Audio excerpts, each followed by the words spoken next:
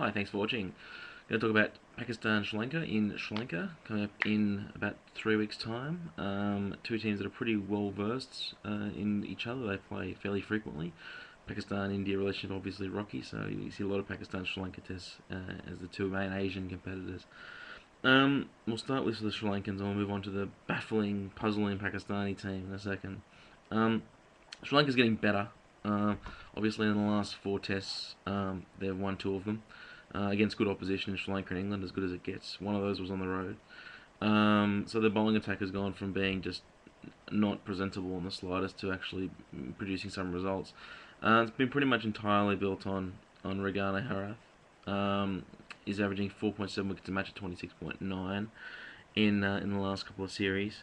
Good quality slow bowler, slow left arm bowler, good arm ball, particularly good to the left-handers, of which they're relatively few on the ground, particularly Yunus Khan, as we're going to talk about in a second for Pakistan. But 4.7 wickets a match, 26.9, bit of a feast or famine kind of bowler.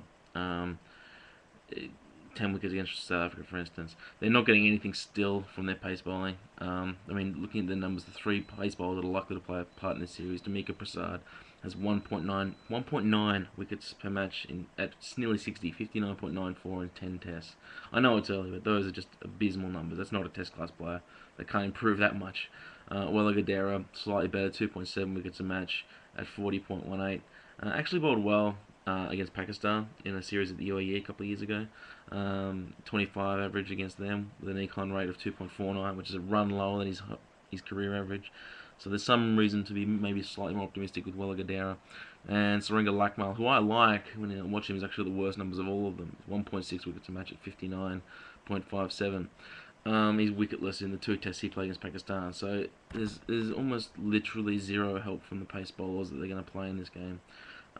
Very hard to see how Sri Lanka are going to get the necessary wickets. Batting is a different thing altogether. We know Jayawardene has been batting great. He's got an amazing home record. He becomes one of the best batsmen of all time at home. Sangakkara has been the cause of a lot of interest in terms of how good, what's happening with his career at the moment. He's actually having probably the first real poor year in many, many years. The guy's pretty much been a lock for the number one batsman in the world for a good 2 or 3 years at least. This year, hasn't scored this year in 6 innings. He only got one score in his last 10 innings, which is a reasonable amount of time for a batsman of his class. 3 ducks, a 2 and a 1 in those, so in half of those innings he's combined a total of 3 runs. These are bad numbers, really genuinely struggling. But 17.33 average this year with no scores, so a lot of pressure on Sangakkara to perform in the series against apparently a very good bowling attack. So it'll be interesting to see how that goes. If this is a poor series for Sangakkara, we may be seeing the decline phase, which may be faster than we all thought for such an intelligent and poised batsman.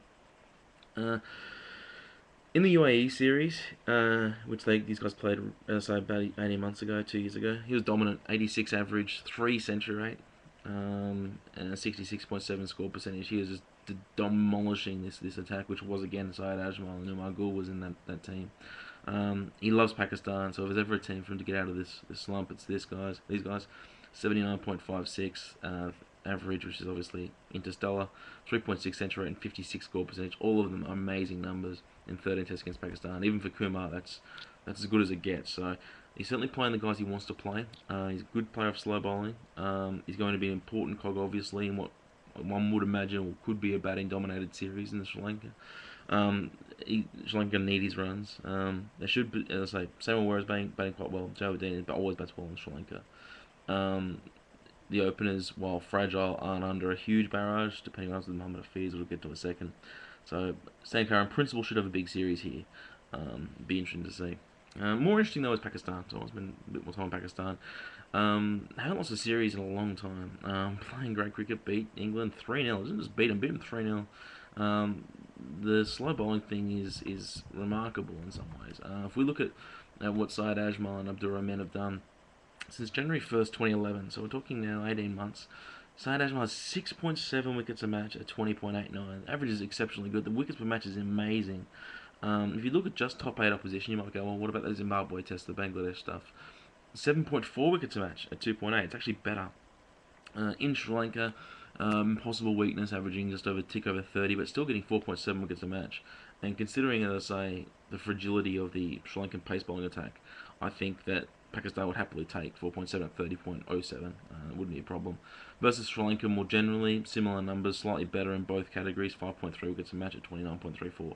So Ajmal has proven, Sangakkara aside, that he can perform against this quality batting card. And at the moment, everyone I think is in the similar position I am. Like, this guy's obviously got very, very good numbers in the last 18 months. I want to see it from a few more series, and test series like this with really, really, really high quality batting against him.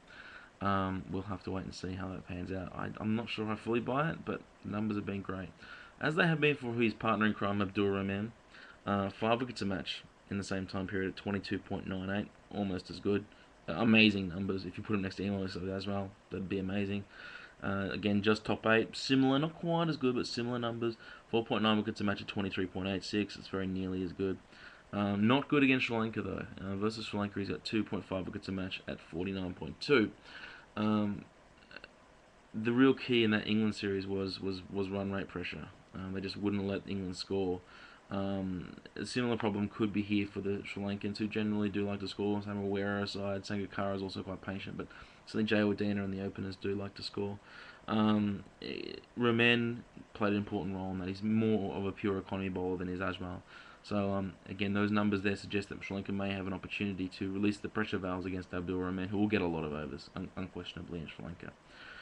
You tend to think, or I certainly tend to think of Pakistan as a pretty poor batting team. It doesn't look much on paper. Got basically 2 strokes in their entire team: Tawfiq Ulmar's cover drive and Yunus Khan's cut. But they're averaging 304 in their completed innings since 2011. 14 innings. Only one was below 100. It was against England. Obviously, an attack dimensions away from what they're going to face against Sri Lanka. 2 others were below 200, and that came in a single match in the West Indies. So even the disasters you can explain away to some degree as being a result of a pitch or an amazing attack and just got to get them on a good day. Other than that, 300 they're hitting with relative frequency despite the lack of names in the card. They're an attritional batting card, it's been well reported. They're going to score slowly. Misbah al-Haq, Azhar Ali, Asad Shafiq, these are guys that are real slow. I do think at some point, again, if you have a slow bowler that can get on top of them and they give the necessary overs to get on top of them, like a Herath possibly, that could be interesting. So England, not so much. England, gave Panesar reasonable economy bowler, Swan is reasonable economy bowler, but they didn't always just give them the attack. Sri Lanka will give Herath the attack here, and it might be interesting to see. A bit like Sangakkara, Yunus Khan is another example of these 2 batsmen that are probably going to dominate this series, and the one who blinks first is probably going to cost his team possibly the series. Yunus Khan has 1,356 runs in total against Sri Lanka, including a 313 at one point, and this is a stronger Sri Lanka attack he's going to face this time. Averages 52.15, century every 5.6 innings, and scoring at 32.1% of his innings. Numbers are less compelling in Sri Lanka, averaging only 40.53, 15 century rate, and 33.3%. He's one of the most consistent, most flexible batsmen in the world, one of the more underappreciated players in the world, Yunus Khan. He's a genuine superstar.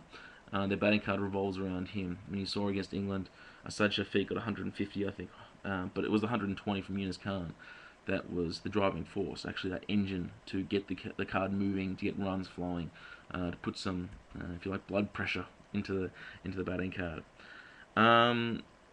Interesting team, a really big test for them. Look, as you might have gathered from some of my hedging comments, I'm not totally buying this Pakistan team. I do appreciate their achievements.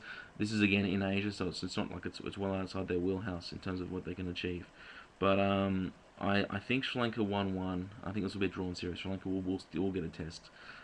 They're playing better. If you can beat England, you can beat South Africa. You can beat Pakistan, surely. The Mohammad Hafiz experiment at the top will be interesting to see how that goes. There's no obvious left-hander there. Certainly Tilakratna Dilshah might appreciate facing that. If they let Tilakratna Dilshah out of the cage, which no one really has for a while, you might see some problems. I think most people are probably thinking Pakistan will win this series, maybe 1-0. It's going to be a batting-dominated series, I think. But I'm prepared to go with the Sri Lankans. I still don't quite trust that Pakistan batting card. I don't really know where the wicket's going to come from, I agree. But I think that they'll have time to get them, because that Pakistan are not going to bludgeon them around the park. We'll see how Syed Ajmal goes against Kumar Sangakkara and Malajo Ordina. We'll see how that goes. So I'm going to go with the Sri Lankans. I'll go 1-1. I could see 1-0 to Pakistan too, but we'll have to wait and see. Thanks for watching.